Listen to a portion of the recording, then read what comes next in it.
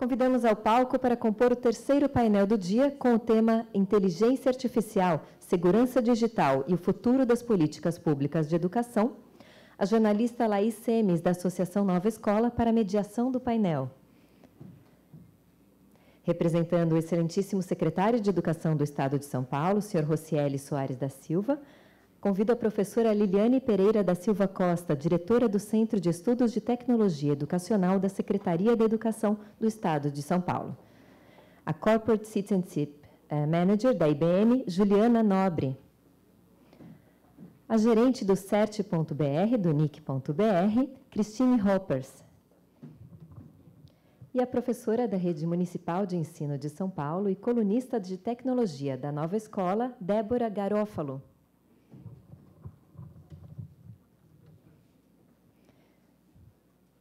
Eu passo a palavra para a Laís, nossa mediadora. Boa tarde. É uma honra estar aqui para conversar sobre internet segura, porque a gente acredita muito que a escola é um ambiente propício para disparar essas discussões e para conscientizar sobre cidadania digital e cultura digital. A gente sabe também que a gente precisa formar os professores para isso, porque eles também precisam entender esse ambiente para poder conversar com as crianças, né? Então, por isso, a gente precisa unir esforços em diferentes áreas para que a gente consiga chegar lá. E aí, para discutir um pouco esse tema, eu queria chamar a Liliane para começar a conversar um pouquinho sobre isso nas políticas públicas. Oi. Bom, eu sou a Liliane, eu represento o senhor secretário. Começo de ano é muito difícil tirar o secretário, então peço desculpas.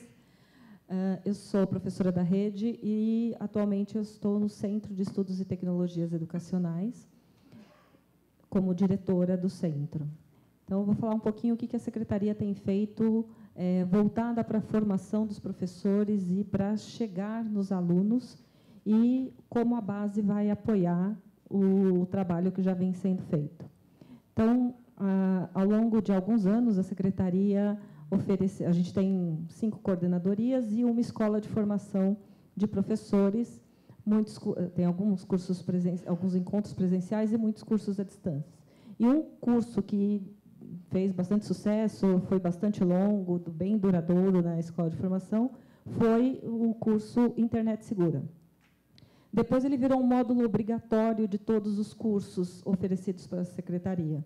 Então, além de conhecer o ambiente, o professor sempre passava por esse módulo Internet Segura, que ensinava coisas que, começo anos 2010, 2011, então parecem hoje muito óbvios, mas para a época eles eram muito atuais.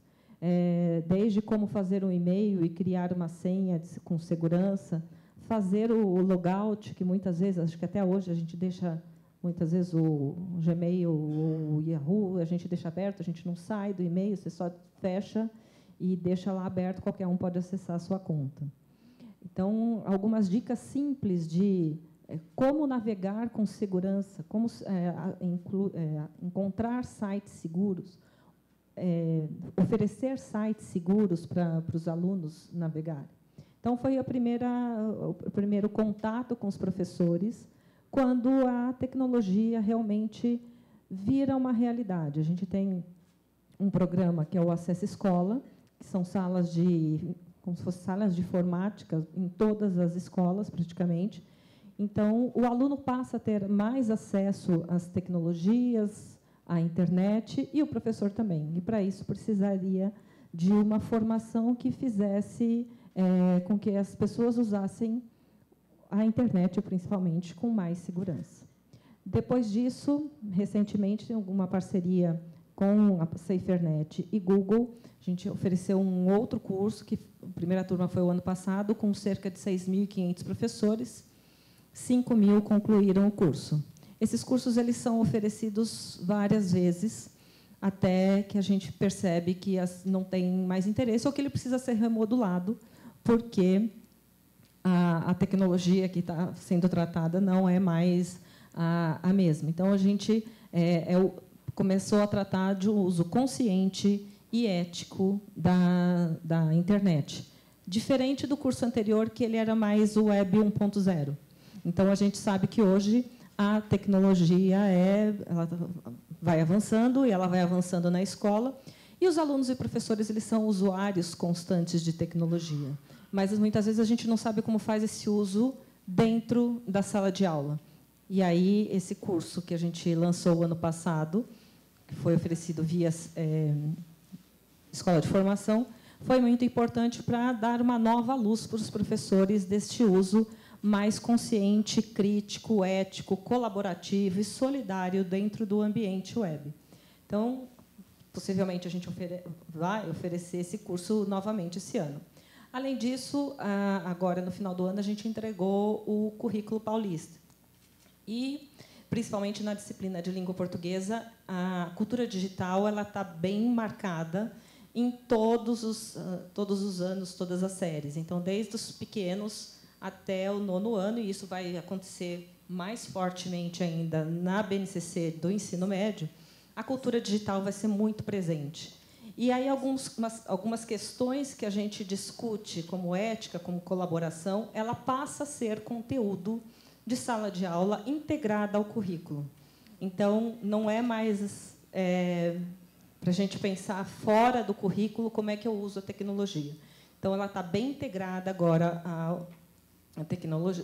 ao currículo, as práticas de linguagem na sala de aula e fora da sala de aula, como é que a gente usa e distribui um arquivo, um documento, como é que a gente produz conteúdo dentro do ambiente digital, como é que a gente distribui com segurança, quais são os valores éticos que a gente precisa manter dentro do ambiente digital, deixar muito claro, desde os anos iniciais, que isso não é terra de ninguém, a gente é rastreável dentro da web, e como é que isso acontece. E, dentro do currículo de língua portuguesa, ele está muito voltado para o uso das linguagens. Então, a gente vai falar de leitura do jeito que a gente falava antigamente. Eu sou professora de língua portuguesa.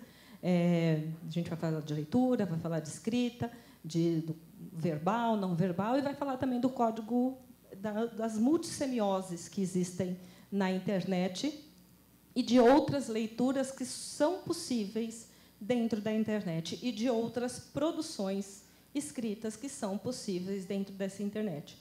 E, pensando a cultura digital, pensando a segurança na internet, sempre como que a gente pode fazer isso de uma maneira colaborativa, de uma maneira crítica, de uma maneira ética, como que eu posso buscar informações, insights seguros, como é que eu vou compartilhar informações, como é que eu detecto uma fake news. Isso vai ser conteúdo agora que vai ser tratado na sala de aula, assim como a gente já tratou sujeito, verbo, predicado. Então, a gente vai ter mais conteúdos e agora voltado para a cultura digital.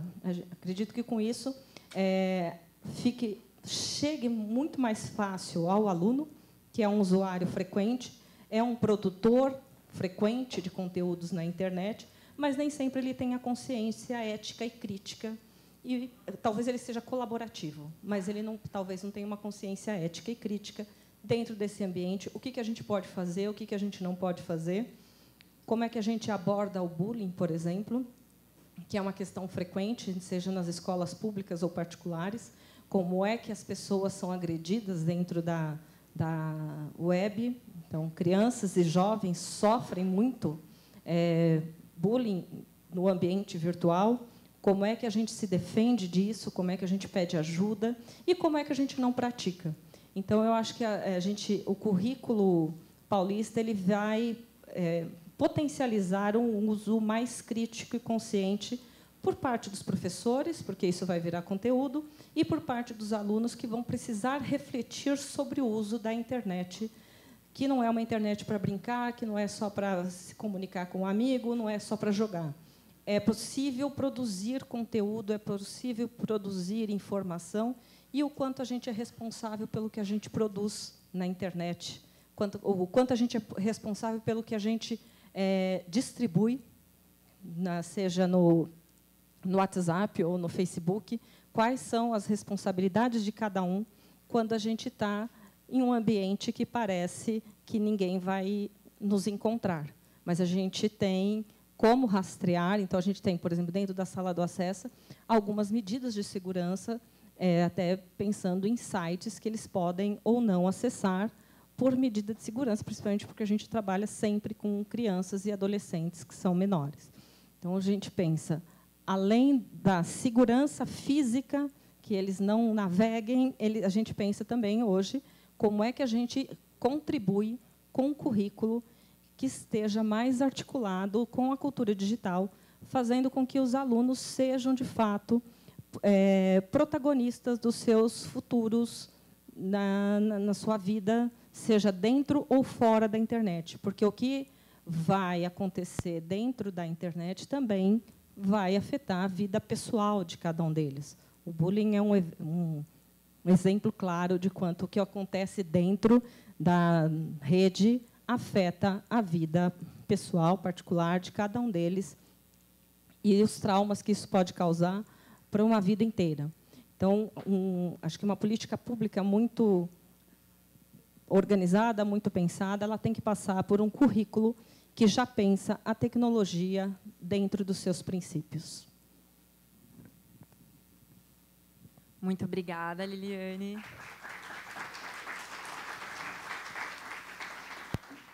Eu queria agora passar a palavra para a Juliana. Olá, boa tarde. Eu sou a Juliana, represento a área de cidadania corporativa da IBM.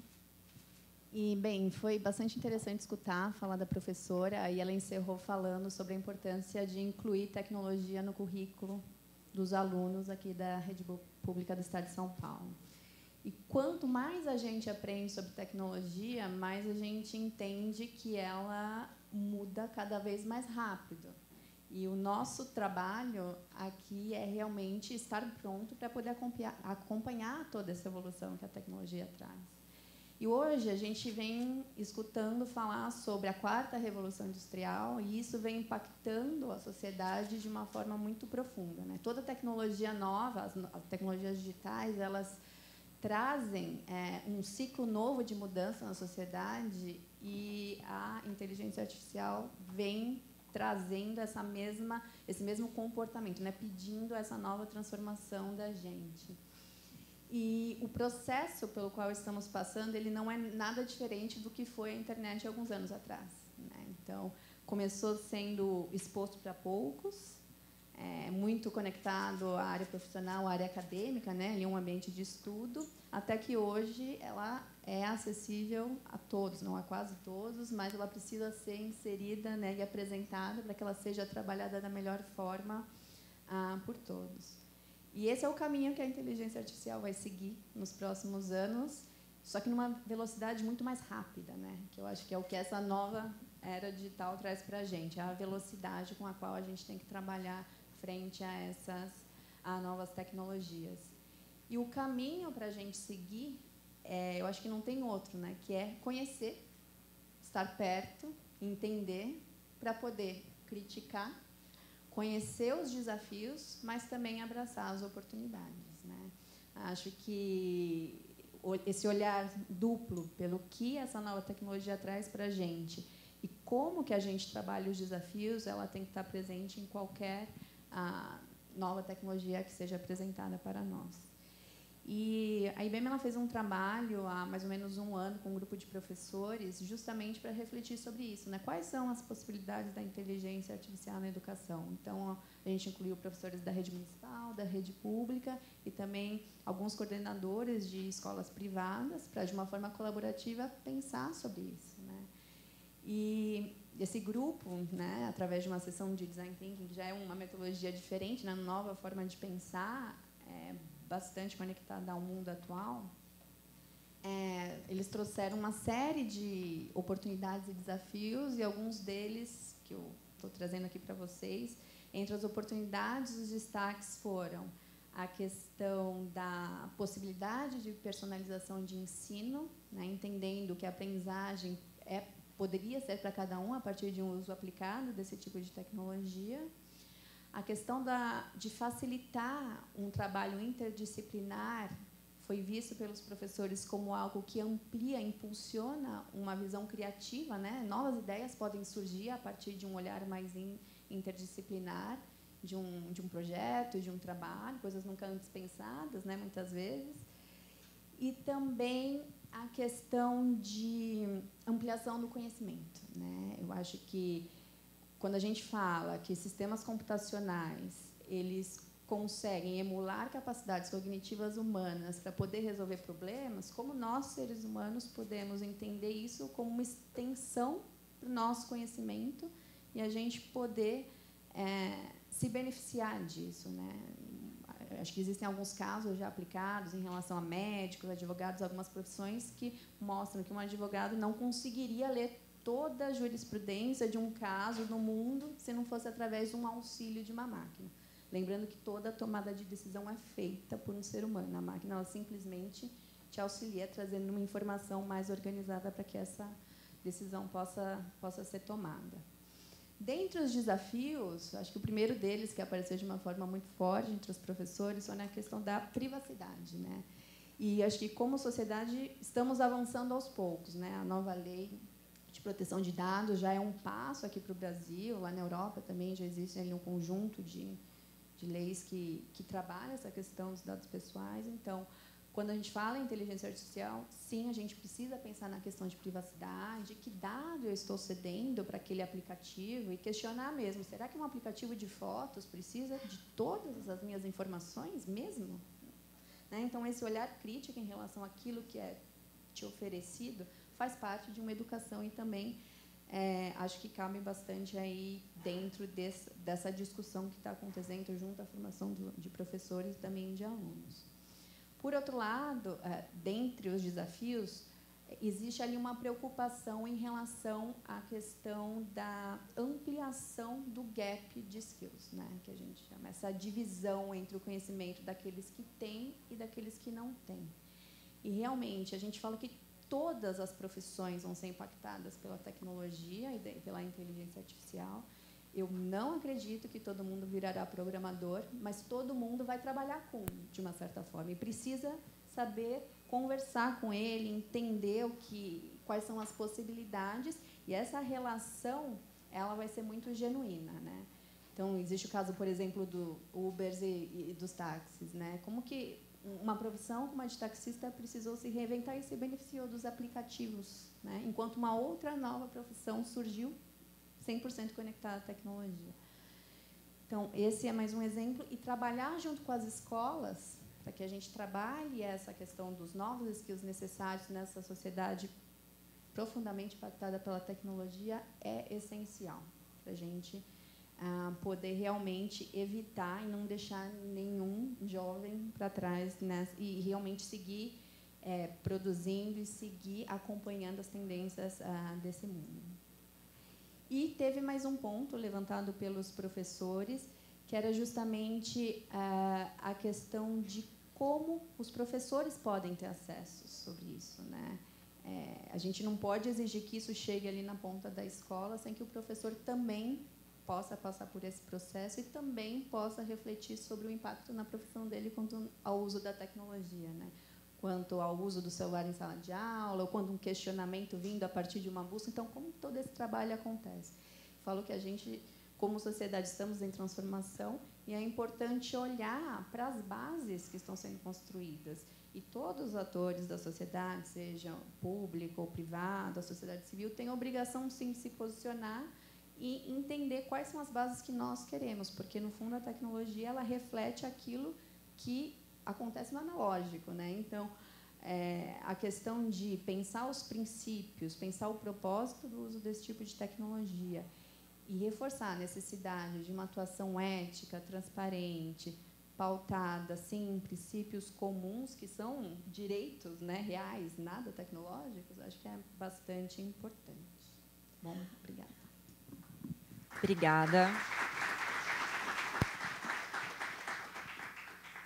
Agora, olha, alguém ganhou 2 minutinhos aí, gente, para falar. Agora eu queria chamar a Cristine para falar um pouquinho mais do tema também. Boa tarde a todos, obrigada aí pelo convite, né? E aqui eu não lido diretamente com a educação, né? Como gerente do CERT, a gente vê muito os problemas que acontecem, os incidentes, as reclamações, né? E já desde o início da nossa atuação, a gente teve uma demanda que, se vocês estão vendo os problemas, não tem como vocês criarem materiais para nos ensinar a nos prevenir desses riscos, né? E foi muito interessante que, coisa de uns 6, 7 anos atrás, a gente começou a ver uma demanda muito grande de material por professores, né? Eram professores que participavam de eventos, que viam o stand do NIC, que viam a nossa cartilha de segurança e falavam: poxa, mas eu queria poder usar em sala de aula, é tão legal esse material. E aí a gente foi movendo o material para ter fascículos, né, que a gente brinca, são as doses homeopáticas ali da nossa cartilha. Tem um que fala de privacidade, um que fala de senha, o outro fala de alguma coisa. E, junto, a gente começou a fazer slides para usar em treinamento, que também foi um pouco essa demanda de quando a gente ia dar palestra. E a gente começou a pensar: poxa, se tem tanta gente usando esse material para dar aula, por que a gente não facilita esse trabalho e cria um material que pode ser usado, né?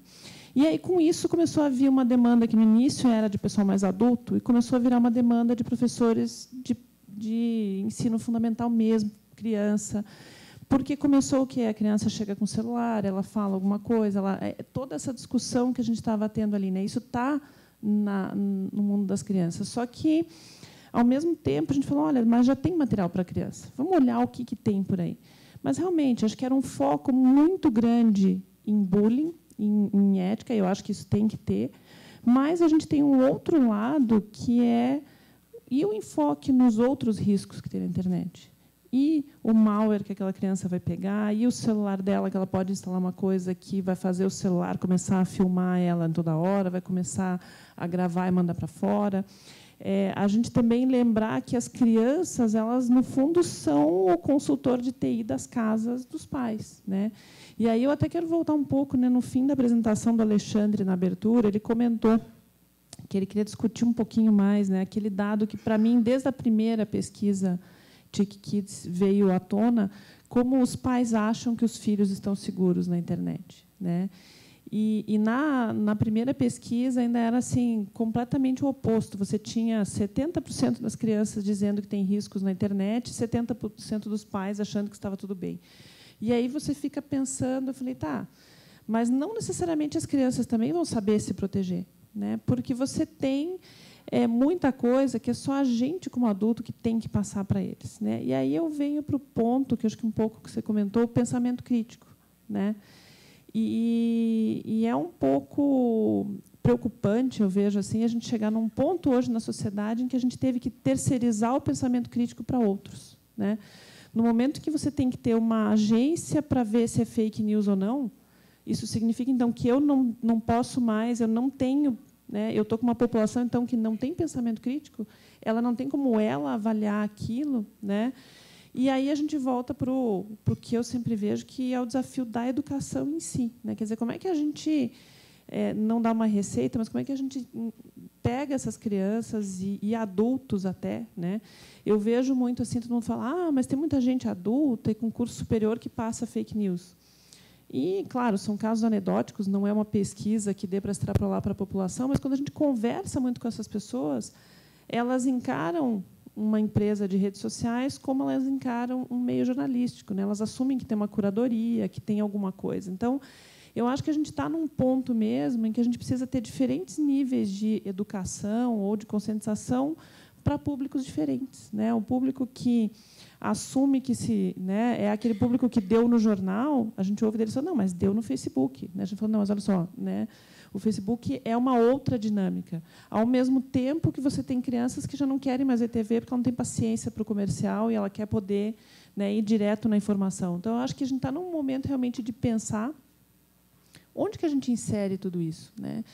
E uma das coisas que a gente vê assim no que a gente tem de retorno, ainda tem muita ingenuidade por parte do público mais jovem. Eu entendo a tecnologia, mas, quando você chega na hora do vamos ver, o fato de que eu sei jogar ou de que eu sei usar o celular não quer dizer que eu entendo o que está por trás, né? E aí eu acho que é realmente um outro gap que a gente tem que ter, dele entender, né? Hoje, tem inteligência artificial, logo é perfeito, né? Não, né? Essa pessoa ela tinha que ter o mínimo de ensino de matemática, de lógica, né? E de entender que aquilo são instruções e algoritmos probabilísticos que vão te dar uma resposta. E ele vai dar em cima do que for dado de treinamento. E aí vem o outro lado, que às vezes eu vejo as pessoas revoltadas contra o algoritmo de inteligência artificial. Eu falei, não, ele está, no fundo, refletindo o treinamento, né? E isso a gente já viu acontecer vários acidentes, né? Aqueles algoritmos que acompanham o Twitter, e, de repente, ele vai ficando violento. Eu falei, bom, é porque ele deve ter acompanhado uma discussão, né? Então, assim, não é que o algoritmo, né, tem, mas ele acaba refletindo. Mas aí eu fico pensando, falei, bom, tem pessoas também expostas àquele conteúdo, tem crianças que estão lá, né, vendo. E eu acho que esse é um ponto mesmo, que eu acho que assim, a gente vai ter que ir aos pouquinhos, mas talvez o ideal fosse, num futuro, né, como eu já vi alguns países em que, no currículo deles, eles têm assim, você precisa ter 2 idiomas estrangeiros, só que um idioma estrangeiro é programação. E eu falei, faz todo sentido, porque quando você está programando um computador, você está aprendendo uma linguagem. Tanto que não é à toa que chama de linguagem de programação, né? Você está aprendendo uma sintaxe, está aprendendo toda uma semântica, e você está tendo que dialogar com uma coisa que é uma máquina, né? E é interessante, a primeira vez que eu vi, eu achei estranho, depois eu pensei, falei, mas é muito interessante, né? Só que isso depende do que? Ensino de lógica, ensino de matemática. Quer dizer, eu acho que a gente volta a ter o ponto que eu acho que o ensino básico bem dado, ele é essencial para a gente conseguir ter uma geração que eu acho que vai interagir melhor com a tecnologia e vai ter que interagir com essa tecnologia, mas seria bom que não interagisse de maneira ingênua, né? Eu acho que isso é o principal, porque a gente sempre vai ter um marketing querendo vender mais, a gente sempre vai ter os criminosos querendo se aproveitar disso para fazer alguma coisa a mais. E eu acho, assim, nessa linha de todos construindo, né, a internet melhor, uma das coisas que a gente tem feito, tentado investir mais, é em vendo os riscos que a gente se depara na internet, os ataques que são mais eficientes.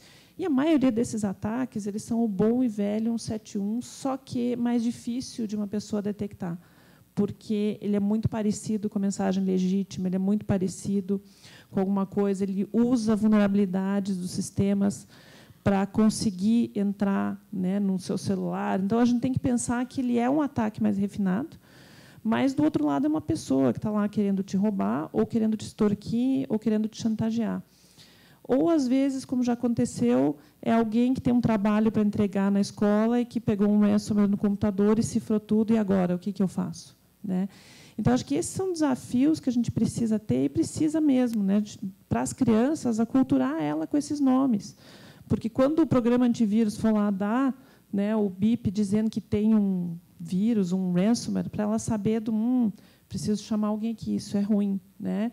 Que, quando tem um alerta, olha, esse site tem um problema, não é que a gente está querendo enganar, talvez tenha um problema. Né? Então, eu acho que tem um diálogo que é complexo, e a gente sente muito das interações que a gente teve com professores, muitos deles, eles também não entendem essa tecnologia. Então, eu acho, assim, iniciativas como essa da Secretaria de Educação, né, a gente acompanhou na época da primeira internet segura, da primeira leva de treinamento, né, tem que realmente deixar o professor mais confortável com a tecnologia, né, e mais confortável até para ele ver que não é a tecnologia em si que eu preciso passar. O que eu preciso passar é o pensamento crítico e a capacidade de todo mundo de evoluir com a tecnologia, porque ela vai mudar toda hora. Né?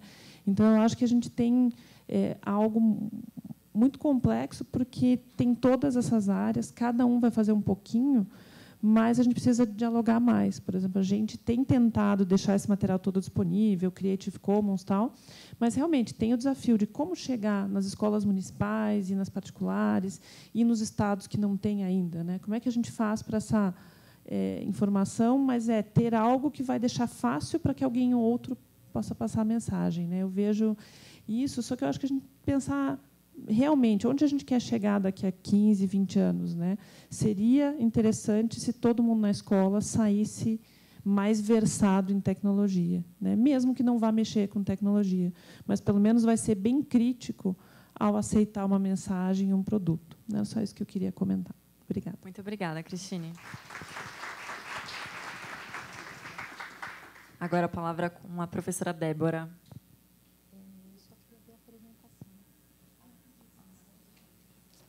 Bom, boa tarde. É um grande prazer estar aqui com vocês, principalmente por ser professora da rede pública. Então, que possamos cada vez mais estar nesses espaços dialogando e conversando. Eu acho que chegou o momento da gente pensar um pouco como essa cidadania digital, essa cultura digital, ela está dentro da escola. Primeiro, eu acho que é importante a gente pensar que a gente ainda não tem uma tecnologia totalmente contextualizada dentro da realidade escolar, né? Se o mundo está caminhando para a indústria 4.0, a escola ainda, ela está na lousa, ela ainda está no giz, né? Ela está ainda dentro desses conceitos da educação, que eu diria 1.0. Mas estamos avançando, sim, para essa educação 4.0, que é tão fundamental, né? Com a cultura maker, com a inteligência artificial, com a questão da programação das escolas. E, como professora de tecnologia, uma das minhas principais preocupações, todo início de ano, é a questão da cidadania digital. É a questão de poder estar levando isso para o aluno dentro da sala de aula. Por quê? Nós, professores, não nascemos nessa época, mas nossos alunos, sim. E eles são consumidores de tecnologia. Então, eu acho que é necessário a gente ter esse olhar para que eles não sejam somente consumidores, mas que eles sejam produtores. E, para ser produtores com qualidade, eles precisam entender, eles precisam conhecer. E aí, dentro desse sentido, vamos trazer a cidadania e a cultura digital para dentro da sala de aula. Por quê? A tecnologia ela vai oferecer essa gama maior de democratização do acesso. Está aí, o ciberespaço abriu, né? O que nós não tínhamos enquanto estudantes, isso não ocorre mais hoje com os nossos alunos, né? Eu estava conversando com os meus alunos, nossa, para fazer uma pesquisa, eu precisava pegar um ônibus, eu precisava ir até uma biblioteca, né? Quantos de nós não fizemos isso? Hoje, a informação está na nossa mão, né? Está na mão deles. Então, racionalizar isso é também começar a educar para que eles tenham esse acesso. Especialmente entre os jovens, né, que estão mais habilitados. Dentro da sala de aula, é impossível se negar o uso do celular, né? Muito pelo contrário, eu considero o uso do celular como um recurso pedagógico, porque faz parte do nosso dia a dia, não tem mais como deixar fora da sala de aula. Mas é necessário que a gente oriente, então, esses nossos estudantes para que eles sejam capazes de utilizar com ética e com reflexão, como prevê a BNCC, que, para nós, foi um grande ganho, né? Por quê? Que estabelece a tecnologia como uma competência de ensino que precisa ser trabalhada, que precisa ser conceituada. Então, a escola ela deve trazer esses conceitos de cidadania digital, de cyberativismo, de tecnologias assistidas, advindos dessa interação com a internet e com as redes sociais. Porque não dá mais para se negar, né? O mundo é esse. O nosso aluno, hoje, ele consegue dialogar. Só o que eu acredito que ainda falta é esse gap, né? Essa ponte, esse elo, porque ele não tem toda essa criticidade. Então, a escola precisa repensar o seu papel de investir nesse elo e fazer com que esse elo funcione. A Juliana comentou um dos problemas, eu acho que todos aqui levantaram também, essa questão do cyberbullying, né? É muito comum você conversar com os alunos hoje e ver que algum deles já caiu nessa questão do cyberbullying, ou já sofreu, ou já fez, advindo de uma situação real ou não. Mas um dos problemas mais sérios que eu encontrei dentro da sala de aula foram de meninas marcando encontro com pessoas que não conheciam e realmente caindo em golpes. Por questão de ingenuidade, porque justamente por acreditar que tudo que está ali é muito genuíno, passou por uma curadoria, a pessoa é real. Então, levantar esses pontos hoje na sala de aula, eu acredito que seja primordial. E aí, como funciona, então, dentro da sala de aula, né? Dentro desse contexto, é necessário a gente refletir o papel da escola e dos nossos alunos, Muitos deles não são consumidores, são também produtores, porque eles disponibilizam aquilo que eles fazem em sala de aula, né? Seja fazer um vídeo no YouTube, e muitas vezes eles não têm também esse critério, né? Porque a gente está postando lá, isso vai ficar lá, né? Uma apresentação, os jogos. Então, é importante que a gente crie essa criticidade dos nossos alunos. Por isso, abordar o diálogo acerca dessa cidadania digital é preparar estudantes para lidar com esse mundo, que para nós pode parecer novo, mas para eles estão totalmente à vontade, só que não com a criticidade que eles deveriam carregar. E aí vem a questão da metodologia ativa, né, dessa resolução de problema, de colocar realmente esses caminhos possíveis para se trabalhar em sala de aula. Conversar de senhas, conversar de privacidade, conversar de direitos autorais, de proteção e de fontes confiáveis. A gente precisa preparar esses meninos para esse mundo. E por onde começar? Bom, gente, eu sou fã da cartilha. Eu sou fã da cartilha, eu trabalho, enfim, com esse material, e eu gosto muito de começar esse ano letivo trabalhando com esse material dentro da sala de aula. Por quê? Porque é um material lúdico, né? É um material que os alunos conseguem perceber e conseguem também, tem alguns videozinhos muito bacanas de trabalhar, que, conforme o vídeo vai passando, as crianças ficam assim, nossa, eu faço isso, eu não deveria fazer. E eles começam também a se colocar nesse papel. Então, por isso que eu acredito muito que é o papel do professor também. A gente tem que assumir isso para nós, enquanto professores, enquanto sociedade, de estar conversando com esses meninos. Mas uma roda de conversa aberta, né? Fomentar esses diálogos dentro da educação, eu acho que é fundamental. Construir ações de pertencimento com esses meninos. Eu costumo falar o seguinte, né? A escola não é ilha. A escola precisa de parceria.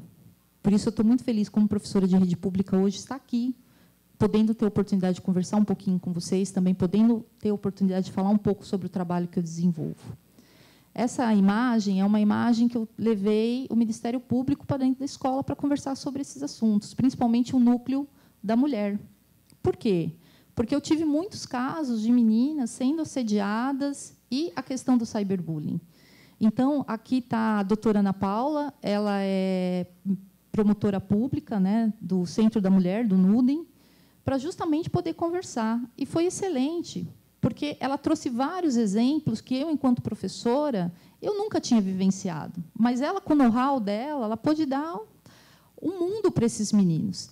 Então, é importante que a gente também faça essa ponte, que a gente consiga estabelecer, então, essa integração com a escola e com a comunidade, para que a gente realmente faça ações concretas dentro do chão da sala de aula.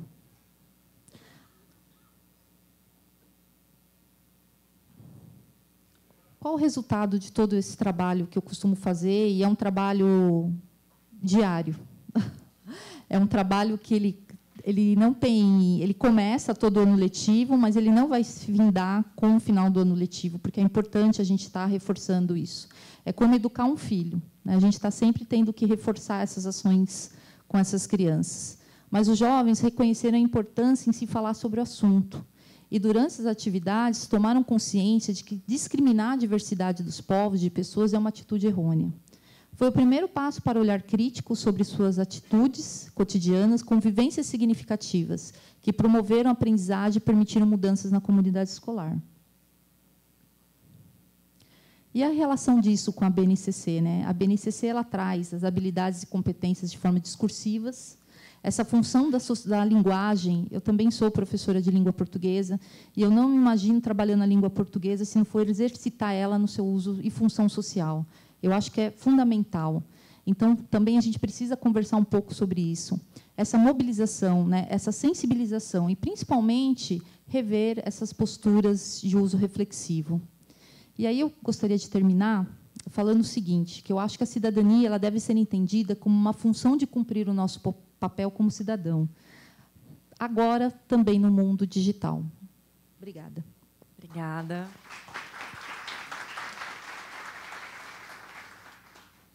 Então, agora a gente vai abrir para perguntas. A gente vai reunir algumas perguntas e depois passar para as panelistas comentarem o tema. Eu queria começar aqui com 2 perguntas. A primeira, acho que a Débora comentou um pouco, que são essas dificuldades da escola, né? Me parece que ainda existe uma cultura que precisa ser quebrada em termos de barreiras tecnológicas, né? Porque muitos professores pensam, como que eu vou trabalhar cidadania ou cultura digital, ou internet segura, se na minha escola os computadores não funcionam direito ou não tem acesso à internet? Então, como eu posso levar isso para a sala de aula de uma forma offline, de repente? Que tipo de ações podem ser feitas nesse sentido? E também para que isso não caia só na responsabilidade do professor de informática ou, então, do professor de língua portuguesa trabalhando, por exemplo, fake news. E aí a minha segunda pergunta é como que a gente pode não só recuperar essa geração que já saiu da escola e precisa desenvolver essa consciência de cidadania digital, e como a sociedade pode apoiar para que os professores não sejam os únicos responsáveis por essa missão de formar uma geração preparada para lidar com a tecnologia. Temos perguntas da plateia? Bom, então acho que a gente pode começar. Alguém quer começar? Eu acho que, primeiro, assim, como também professora da rede pública, eu também sofro dessa falta de infraestrutura, dessa falta de conectividade. Eu acho que tem que ter um olhar, um maior carinho dessas políticas públicas, principalmente agora, por tornar a tecnologia como uma competência de ensino. Mas também não dá para negar aquilo que a gente já tem, né? E o que a gente tem? Meninos conectados dentro da sala de aula através do uso do celular. Então, eu acho que é fundamental se apoiar também naquilo que a gente tem e conversar com esses meninos, dialogar com esses meninos daquilo que nós temos. A questão também de novas metodologias, né? Acho que o ensino híbrido, hoje, ele fomenta muito bem essa questão da gente trabalhar tanto com o offline, com o online, e a gente poder fazer ações de pertencimento. Eu acho que a segunda grande porta aí é realmente abrir as portas dessa escola, que ela não pode estar fechada, findar essas parcerias para que sejam realizadas ações concretas. Mas, principalmente, eu acho que também, através dessa metodologia ativa, trazer esse menino para esse centro do processo de aprendizagem. Eu acho que não dá mais para deixar esse menino fora, na passividade. Eu acho que a gente tem que conceder ações para que esse menino venha para o centro do processo de aprendizagem. Uma das grandes coisas que eu faço é a questão do diálogo, né? Acredito que a tecnologia ela não vai substituir isso, né? A gente precisa ensinar programação, precisa ensinar robótica, precisa. É um novo olhar, é uma nova competência, é uma nova habilidade, até porque essas novas tendências elas geram colaboração, elas geram empatia, elas geram pensamento crítico, né? Mas não dá para desassociar o diálogo. O diálogo através do quê? De ações mesmo de pertencimento. Legal, obrigada, Débora. Antes de passar para a próxima, eu recebi 2 perguntas aqui da rede e queria jogá-las na roda também. Aí a Débora, depois, se quiser complementar, fica à vontade. A primeira é: a gestão das escolas privadas e públicas ainda estão olhando muito pouco para essa questão da internet. O que fazer para ter um boom dessa questão? E a segunda pergunta ela é voltada para a Cristine. E a pergunta é a seguinte: na questão do pensamento crítico, a linguagem da programação tem que entrar no ensino fundamental e médio? Deixo agora com vocês. Já que a Débora passou para mim, depois eu volto para ela. Até interessante que ela estava comentando sobre trabalho offline, porque eu acho que, assim, para criar pensamento crítico não é a tecnologia, não, é diálogo, é dinâmica. E a gente tem uma experiência que é muito interessante, é um outro tipo de treinamento. Quer dizer, a gente, na verdade, o treinamento que a gente dá no CERT-BR é para profissionais de segurança e de redes que estejam fazendo já tratamento de incidentes. Então, em geral, a gente já tem alguém que é formado em computação e já tem uma especialização e está lidando em algo muito específico, que é lidar com incidentes dentro de uma organização. Tudo o que você precisa naquela hora é pensamento crítico e conseguir ter estratégias de ação. E a maioria dos alunos chega no nosso curso, que é de uma semana, na verdade, são 2 cursos de uma semana, então são 10 dias ali, E a primeira coisa que eles ficam chocados é que a gente fala, olha, não tem computador, tá? Mas como? Né? Eles, né, ficam desconcertados, assim. Por quê? Porque todas as dinâmicas elas são feitas para que eles pensem. E tem alguns exercícios em que a gente, na verdade, até simula um computador dando comandos em papel. É um negócio completamente assim, low-tech, né? Estamos lá para trás. E, às vezes, a gente fala do tipo, mas e aí, o que você faria? Não sei, eu não estou comandando o teclado. Eu falei, não, você tem que pensar o que você faria. Né? E eu acho que isso a gente não precisa. Né? Eu acho que a ideia de ensinar tecnologia e ensinar lógica, principalmente a parte de lógica de programação, porque eu acho assim, a lógica em si ela é uma disciplina que está ligada à matemática, mas ela é essencial para tudo. Né? Ela é essencial para você saber avaliar um texto, ela é essencial para você saber ver com crítica algo que está num jornal, e ela é essencial para você, né, lidar e entender o que o computador está fazendo. Então, eu acho que esse é um lado que é importante, né?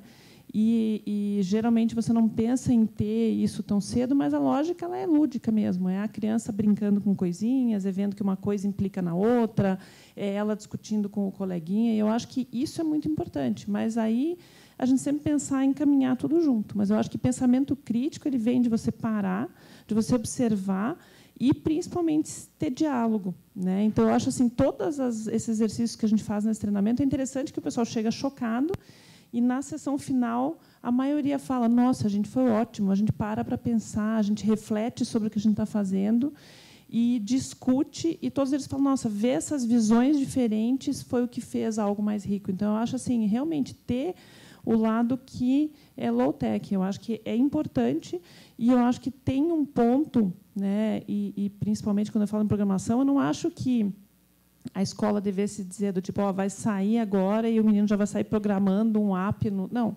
O mais importante é o raciocínio. E esse dá até para ensinar sem nenhuma linguagem de programação. E eu acho que aí é que está o ponto. Né? Não sei se a Débora quer complementar, que tinha uma pergunta para ela também. Só vou complementar essa parte de programação, porque, assim, como educadora, a gente não quer que o nosso menino lá saia, poxa, pensando naquele código, né, escrevendo aquele código, mas a gente quer justamente isso, que seja desenvolvido esse pensamento crítico e lógico. Isso não vai começar direto no computador, isso vai começar de forma desplugada. Ou seja, você vai fazer algumas atividades, preparar algumas atividades de forma muito offline para esse menino fazer realmente. Né? Vou dar um exemplo muito claro aqui. Eu costumo, quando eu começo a ensinar programação para as minhas crianças, eu brinco que eu sou um robô e que eles têm que fazer um percurso comigo dentro da sala de aula. Então, ou seja, eles têm que justamente falar quais são os passos que eu vou seguir para fazer aquele percurso. Isso você está desenvolvendo esse pensamento crítico, esse pensamento científico. Né? Tudo parte do diálogo. A outra coisa é pensar que a tecnologia ela é uma propulsora à aprendizagem. Né? Ela é um suporte, justamente para que a gente alcance as habilidades e competências necessárias para os nossos alunos. Posso complementar? Claro.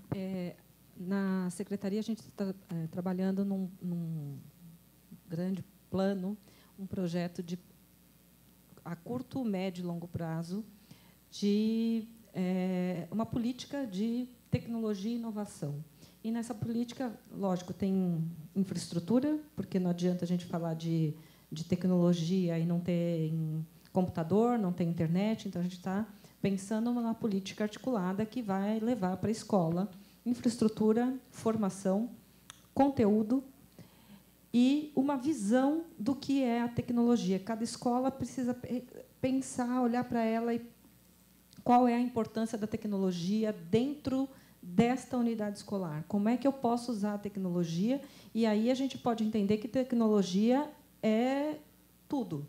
É a televisão, é o rádio, é o vídeo, é o computador, é o tablet. Então, a gente tem várias tecnologias dentro da escola. Como que todas elas juntas podem potencializar a aprendizagem dos alunos? Então, a gente está fazendo uma construção a algumas mãos para que a gente tenha um documento que norteie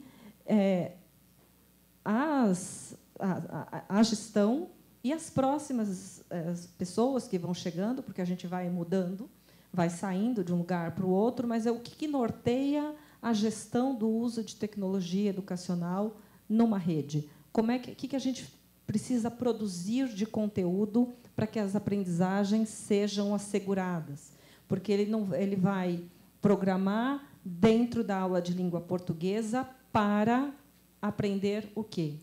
Programar dentro da aula de ciências ou de biologia, e o que ele está aprendendo daquela disciplina. Porque os professores, muitas vezes, pensam, eu tenho que parar a minha disciplina, o meu conteúdo, para trabalhar a tecnologia. Então, a gente tem feito um esforço de pensar a tecnologia muito articulada ao currículo, sem ficar com a sensação, nem para o professor, nem para o aluno, nem para a família, que a gente tirou conteúdo. A gente tem que garantir as aprendizagens mínimas, mas a gente tem que incluir novas habilidades, novas competências, que os alunos vão usar, ou já usam, de forma informal, mas vão usar na vida, no trabalho, na futura profissão que ele tem, ou trabalhar articulado com quem desenvolve tecnologia. Muitas vezes a gente não sabe nem o que a gente precisa. Eu quero fazer um game educacional. Eu não sei pedir o game. Como é que eu faço a solicitação para que o programador entenda a necessidade do professor, entenda a necessidade da escola? Ele faz uma coisa linda, maravilhosa, só não funciona. Então, não funciona do ponto de vista do usuário. Então, nas outras áreas, a gente vê que, quando lança um produto, ele tem uma preocupação muito grande com o ponto de vista do usuário. Quando lança-se um produto para a educação, a gente esquece do usuário, que é o professor, que às vezes não tem tanta habilidade, e o aluno, que tem habilidade, mas ele precisa desenvolver, ele precisa de alguns saberes, de alguns conteúdos que vão ser úteis na vida dele, que ele vai precisar construir. Ele tem que ter uma trajetória sólida de formação inicial para que ele possa construir o caminho dele com tecnologia ou sem tecnologia. Então, ele tem que ter possibilidades dentro da trajetória dele. E só para encerrar, a gente tem nos PCNs que leitura escrita é um compromisso de todas as áreas. Eu acho que agora a cultura digital, junto com a leitura escrita, é um compromisso de todas as áreas e passa a ser também um compromisso da sociedade civil, de como que a gente implementa tecnologia na escola, quais são os conteúdos. Tem área que tem conteúdos maravilhosos, tem áreas que deixam muito a desejar. Então, não é o conteúdo, a tecnologia pela tecnologia, o joguinho pelo joguinho. Então, a gente tem pensado isso dentro da secretaria de uma maneira articulada. Não é simples, é demorado. A gente precisa estudar muito para a gente levar conteúdos para a rede que realmente façam sentido. E ouvir a rede é fundamental. O que é que o professor precisa? Quais são os equipamentos? Porque a gente pode mandar. A gente tem várias políticas de distribuição de equipamentos. Mas qual a efetividade na aprendizagem dos alunos? Isso a gente, quando mede, vê que não teve. Então, a gente tem tentado olhar para todos os acertos, olhar para todos os erros e levar uma coisa melhor para as nossas escolas, para os nossos professores e, principalmente, para os nossos alunos. Obrigada, Juliana. Pode. A gente está com tempo curto, mas não, palavras, dava tempo de falar palavras. Vou pegar os 10 minutos de volta, tá? Da fala inicial.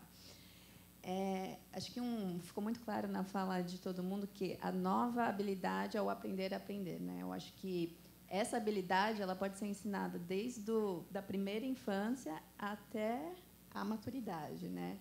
Acho que, cada vez mais, a gente precisa estar com essa cabeça aberta para que isso aconteça. E, quando a gente fala das habilidades de tecnologia e da educação, acho que a gente sempre tem que pensar como uma jornada mesmo, né?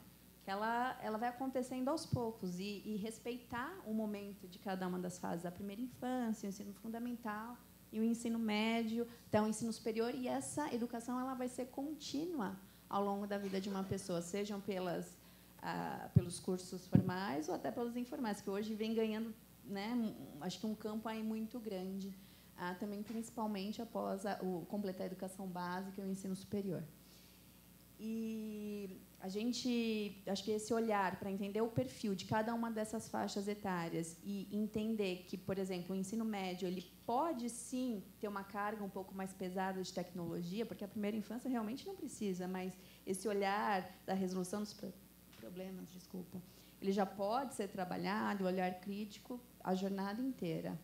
E eu acho que a gente está com um exemplo bem bacana que lançamos no final do ano passado, um programa junto com o Centro Paula Souza, que começa a trabalhar de uma forma bem mais profunda dentro do ensino médio a questão dessas novas habilidades conectadas ao mundo digital. As turmas começam semana que vem, então, assim, espero no ano que vem ter alguns resultados aí bacanas para contar para vocês. Tá bom? Obrigada. Legal. Alguém tem alguma palavra final? Gostaria de fazer algum comentário? Então, muito obrigada, gente. Obrigada a todo mundo que participou da mesa também.